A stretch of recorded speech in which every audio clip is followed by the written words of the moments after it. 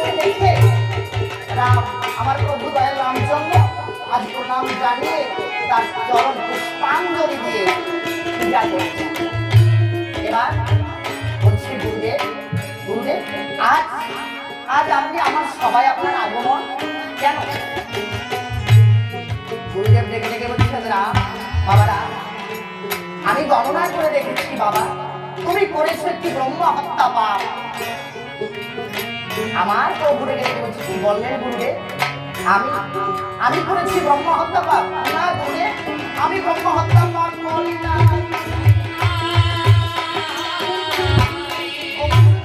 আমি কখনো জ্ঞানে অজ্ঞানে আমি কখনো ব্রহ্ম হত্যা পাপ করি। বলছে না রাম, আমি বলছি তুমি শ্রবণ করো। বলো তো বাবা, লঙ্কার দশাননকে কে বধ করেছে? প্রভু রামচন্দ্র ডেকে বলছে, কেন গুরুদেব? আমি বধ করেছি।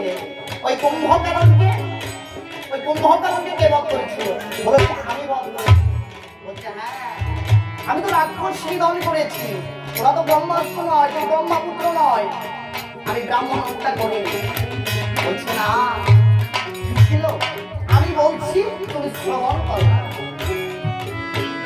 বলছে আমি বলছি তুমি শ্রবণ করো।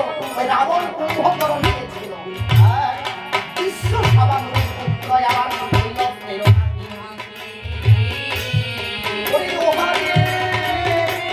বল করেছিল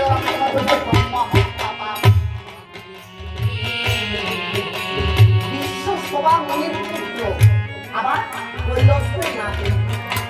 তুমি তো ব্রাহ্মণ হত্যা করেছ। এই কথা শ্রবণ করে গদগদ কণ্ঠে বলছি, গুরুদেব বলো গুরুদেব, এই ব্রহ্ম হত্যা হবে আমি কিভাবে অবগত পাবো? আপনি কৃপা করে আমাকে বলে দেবেন। গুরুদেব ডেকে ডেকে বলছে, হ্যাঁ আমি বলে দিচ্ছি।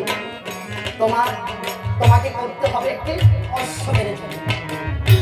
তোমার জন্মের ৭০০০ বছর পূর্বে বেদস্তরং ব্যক্তি অষ্টম বর্ণের অশ্ব পালন করেছে। তোমাকে সেই অশ্ব আনায়ন করতে হবে। সেই অশ্ব আনায়ন করে অশ্বকে স্নান করিয়ে তার বলে কি ভালো তো পত্র লিখে এই চতুর্দের জয় করতে হবে। চতুর্দের জয় করে এসে ওই অশ্বের ওই অশ্বকে আহুতি দান করতে হবে। তবে তবে তোমার এই যজ্ঞ পূর্ণ হবে। কিন্তু না, আরেকটি কথা বলো, এই যজ্ঞ করতে হলে তোমার বাম পার্শ্বে মা জানকীকে বলছে একই স্থানে যজ্ঞে আহুতি প্রদান করতে হবে। কিন্তু আমার প্রভু ওই মায়ের কথা যখন শ্রবণ করেছে, আমার প্রভুকে সইতে পারে। আমার মা জানকীর কথা যখন প্রভুর মনে পড়ে গেছে, আমার প্রভু আর সইতে পারলেন না। প্রভু নয়নে মায়ের কথা শ্রবণ করে প্রভু নয়নে জল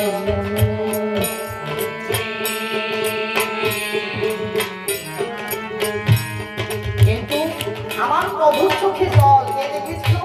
অদূরে দাঁড়িয়েছিল লক্ষণ। লক্ষণ দেখতে পায় প্রভুর চোখে জল দেখা যায়। এসে প্রভুর রাতুল চরণে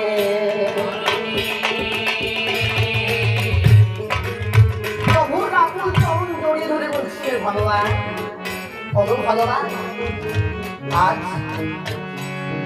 আমার মা কথা শ্রবণ করে তোমার নয়নে জল, আমার মায়ের কথা শ্রবণ করে তোমার নয়নে জল দেখা যায়। তবে আমাকে আজ্ঞা করো, আমি এখনই চলে যাবো।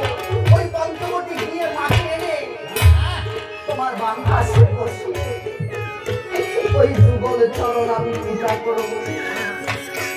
আমাকে আজ্ঞা দাও ভগবান, আমি এখনই চলে যাবো। বলছে লক্ষণ, প্রাণের ভাই আমার, আমি তোমার মায়ের নাম নিয়ে কণ্ঠন করেছি। ভাই এই তো এই তো আমি বুঝতে পেলাম ভাই আমার দু নয়নের জল।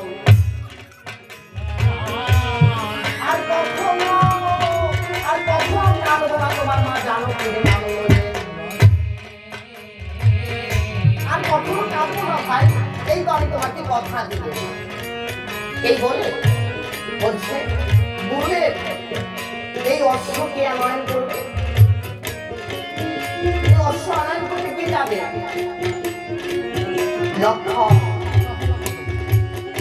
লক্ষণ ডেকে ডেকে বলে কেন ভগবান, ও ভগবান তোমার পরম ভক্ত হনুমানকে স্মরণ করো, তোমার পরম ভক্ত হনুমানকে স্মরণ করো। ওই পবন পুত্র দিয়ে মেঘনাথকরণ থেকে তোমার অশ্বে না।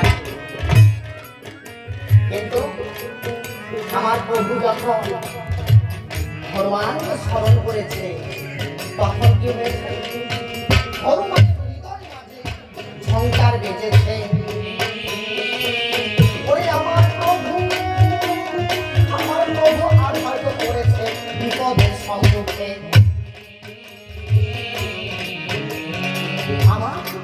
আজ আমার প্রভু এখন আমাকে স্মরণ করলো, আমাকে স্মরণ করছে আমার প্রভু। আমার প্রভুর কি বিপদ হয়েছে? কেননা এই জগতে কখনো যদি কারণবশ ভুলে ভুলে দয়াল হরি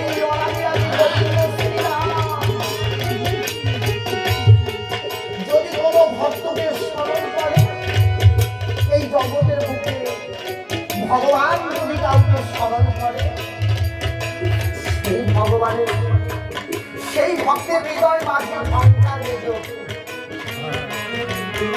ভক্তের হৃদয় মাঝে সংসার বেজে ওঠে। তদ্রূপ আজ হনুমানের বুকের মাঝে যে আমার প্রভু দয়া মনে মনে মারো ওই এখন